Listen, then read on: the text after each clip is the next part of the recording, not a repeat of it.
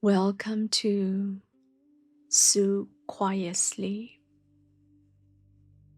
I'm so glad you are here tonight. Find a comfortable position and let your body settle into the surface beneath you. Relax your shoulders. Release any tension in your jaw and soften the muscles around your eyes, brows, and face. Take a slow breath in through your nose and breathe out through your mouth.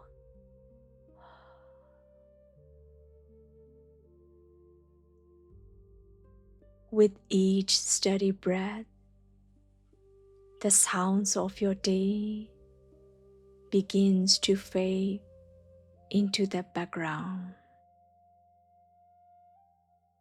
Now, let yourself drift into tonight's story.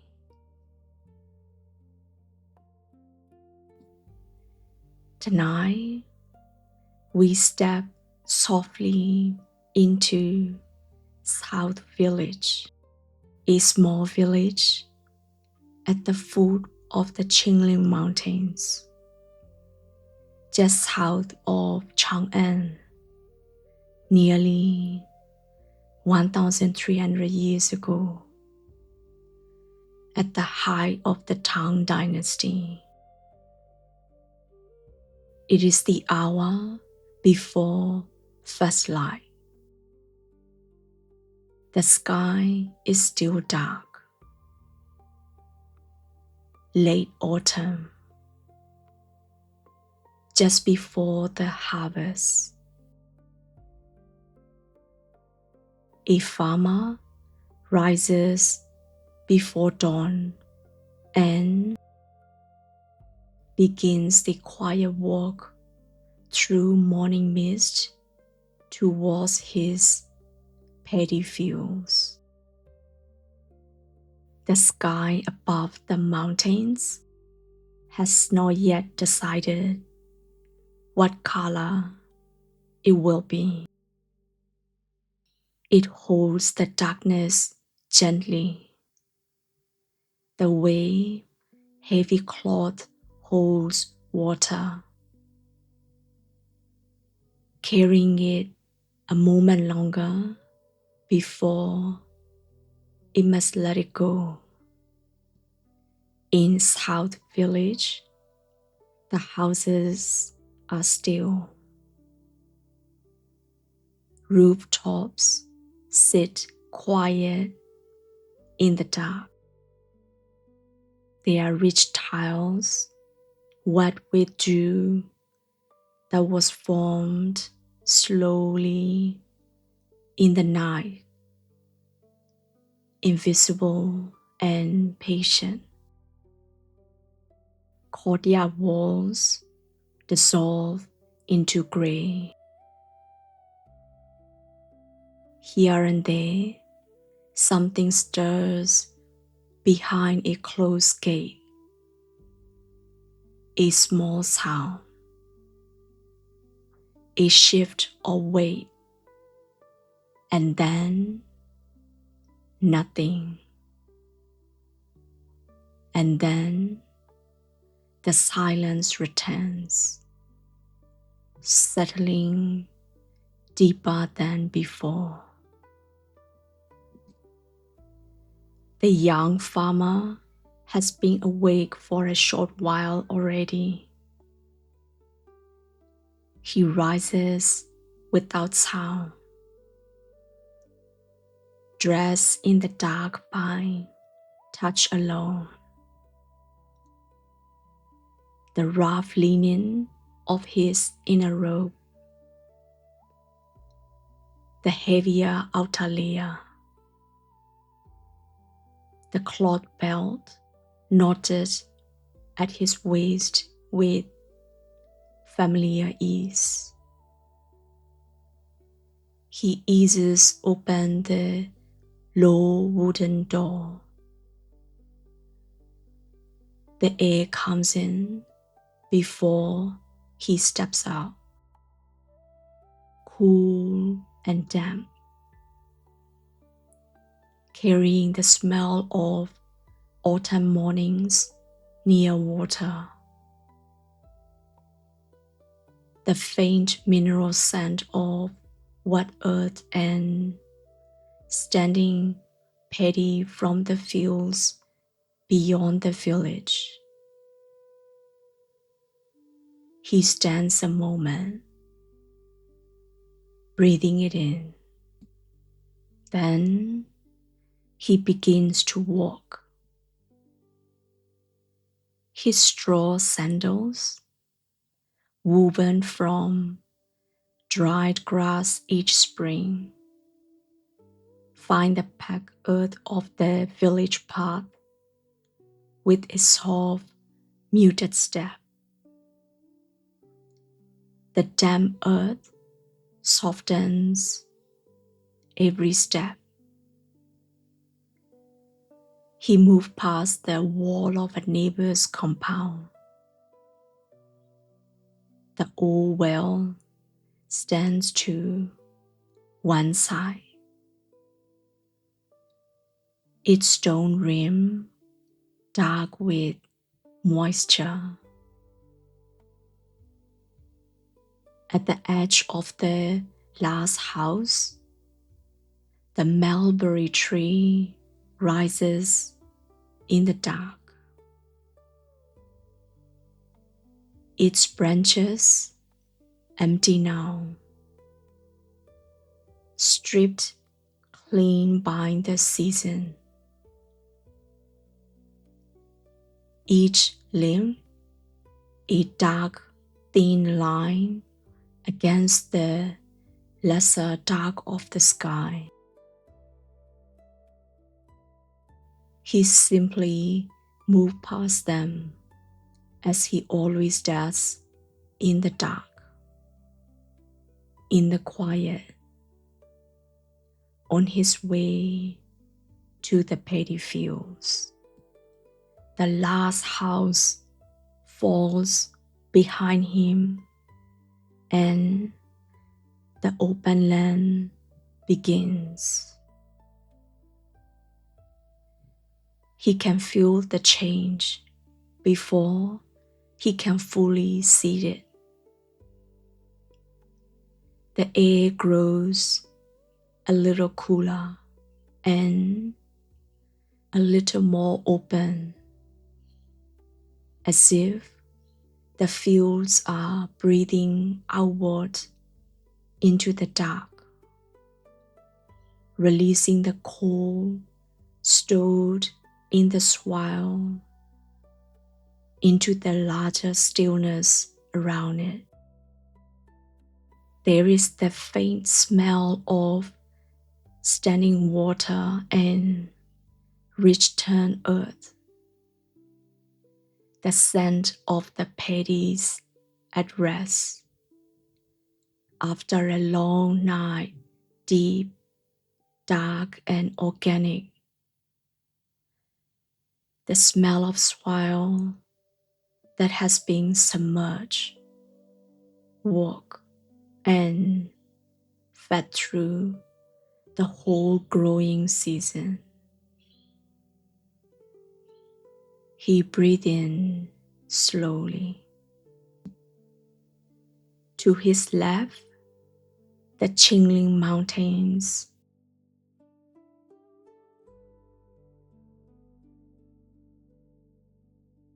rise as darkness against the dark sky,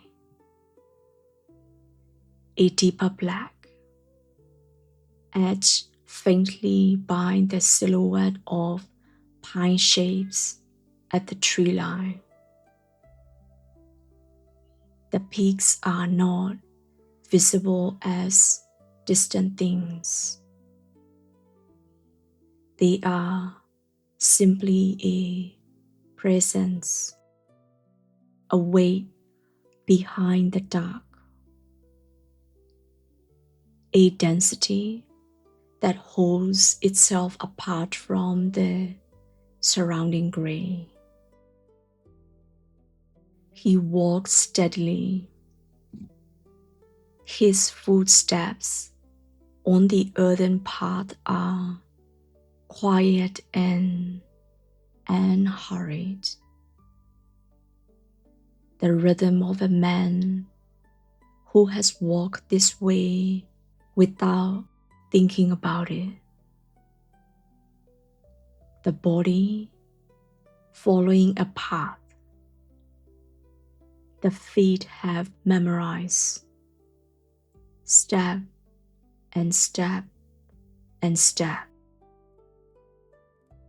The open land between the village and the fields.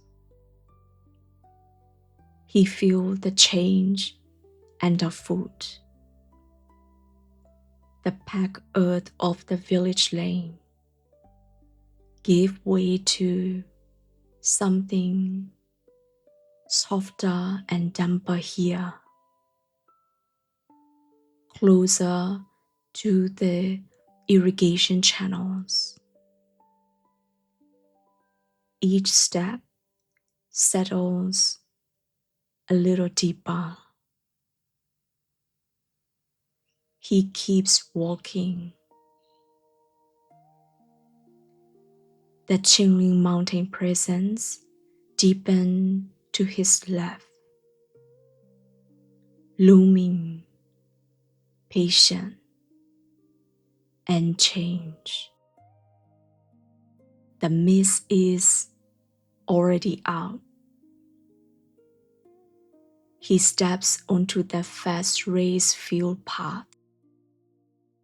The narrow ridge of packed earth that runs between the paddy fields. It is there before him. Low layers of pale mist lying just above the water surface, sitting no higher than a man's chest. In the darkness before dawn, it is the color of ash or cold smoke. It has no clear edges. It simply begins somewhere above the water and thins gradually upward into the dark air without any firm line where it ends. He stands for a moment at the edge of the vast paddy. The rice stands close on both sides of the path, in long rows, disappearing into the gray. The stalks are tall, taller than his ribs, and heavy. He can sense their weight even before his eyes have fully adjusted. They lean forward, green heads bowing gently towards the water surface below. The long arcs of each stalk, weighed down by the full and ripened grain, at its tip. The harvest has not begun yet, but the fields are already ready. He can feel it in the way the field holds itself, not with urgency, nor with any announcement, but with a kind of completed stillness. The work of the growing season is done. A faint scent of grain and damp earth lingers low over the fields. Now and then, something moves across the water, then disappears back into stillness. He steps forward onto the path and begins to walk between the rows. His sandals settle into the damp earth with that same soft give. Left foot, then right. The rise on either side stands very still. The long rows of bending grain heads. At the first junction, he stops and crouches. He settles his weight onto his heels and looks at the water between the rows. In the dark, the surface is nearly invisible. A sense of depth below the pearl edge. A stillness that set it apart from the earth, the way glass set it apart from the frame around it. He waits for his eye to adjust. The water comes into focus slowly. It is dark and still, reflecting the sky above. The same ash gray with faint shapes that might be the mist above, or the first suggestion of cloud lifting somewhere above the mountains. A small window of sky lay flat in the earth, contained between the roots of the standing rise. The depth looks right, not too high, not drawn down too early. He does not measure it with anything except his eyes and his long familiarity with these channels. He stays in his crouch a moment longer than he needs to. There is something about the water surface at this hour. The way it holds the faint dark mirror of the sky above it. Quiet, flat, patient, the way it has been here all night without anyone to watch it, simply being still, carrying the reflection of whatever is above it without asking for anything in return. The still water between the rows is small and quiet thing,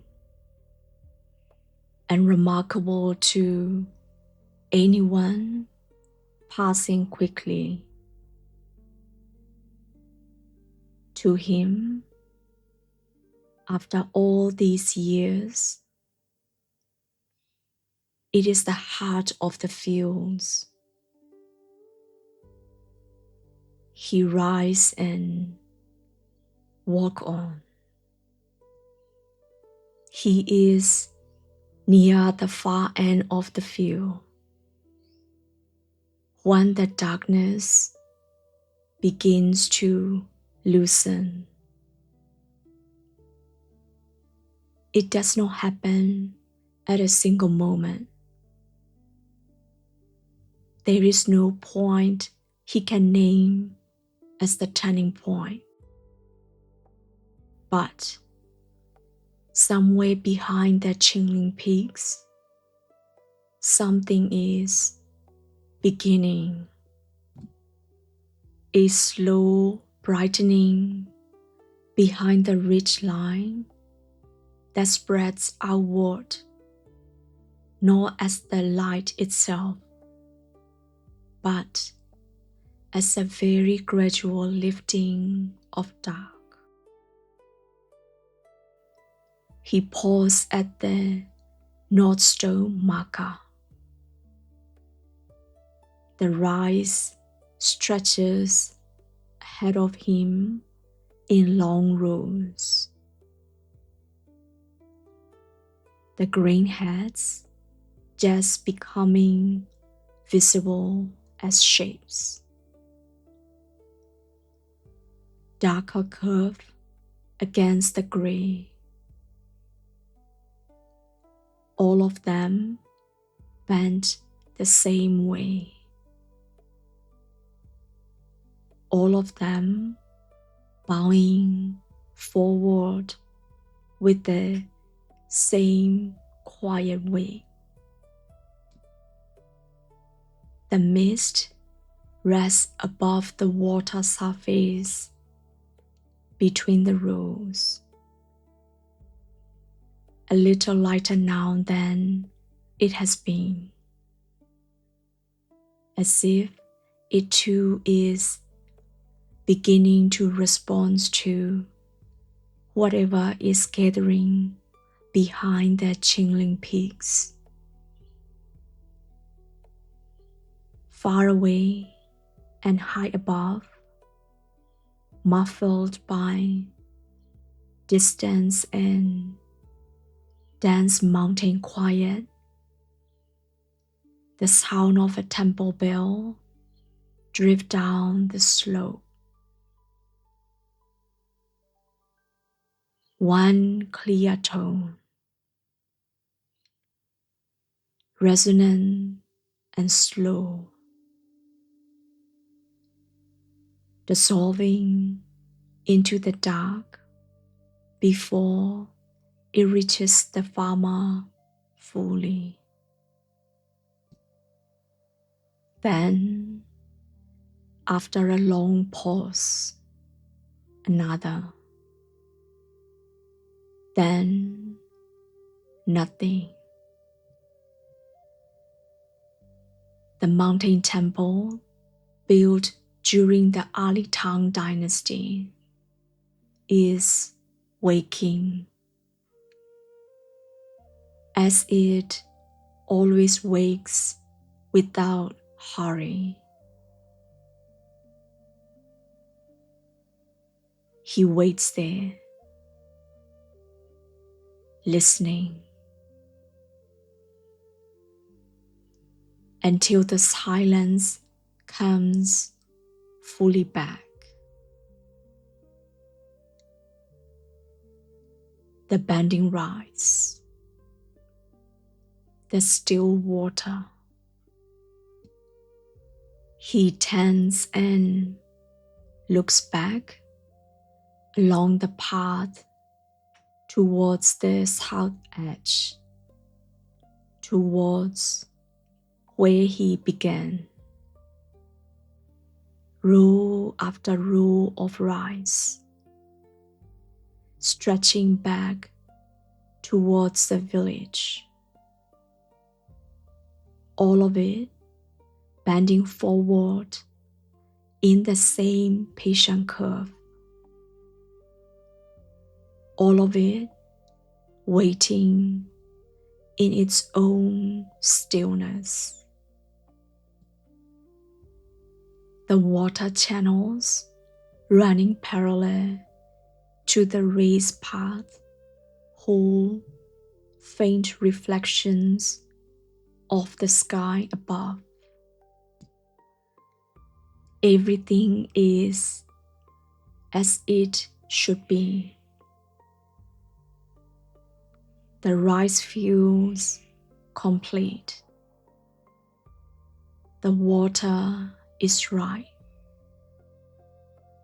The grain is ready.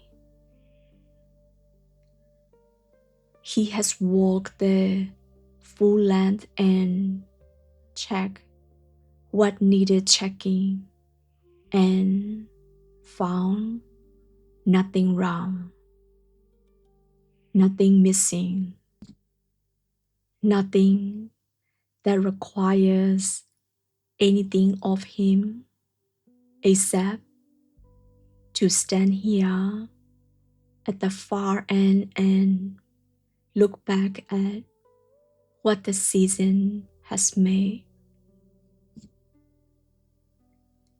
And so the farmer stands at the far end of his field in the last darkness before dawn. The rice bending in its long and patient rows around him. The still water lying flat between the channels. The old field holding its breath in these final quiet hours before the harvest comes and the light arrives to change everything he has tended through the season. He does not go back yet. He simply stands in the last dark, and the field stands with him. The world we visited tonight grows quiet now, and you can simply rest here, comfortable and at ease. Your mind can relax. Your body can soften. If you are already drifting into sleep, allow yourself to sink a little deeper. And if you are still awake, just listen to the quiet. There is nothing more to do, nowhere else to be. I'll be here whenever you need another peaceful moment like this. But for now, sleep well. Good night.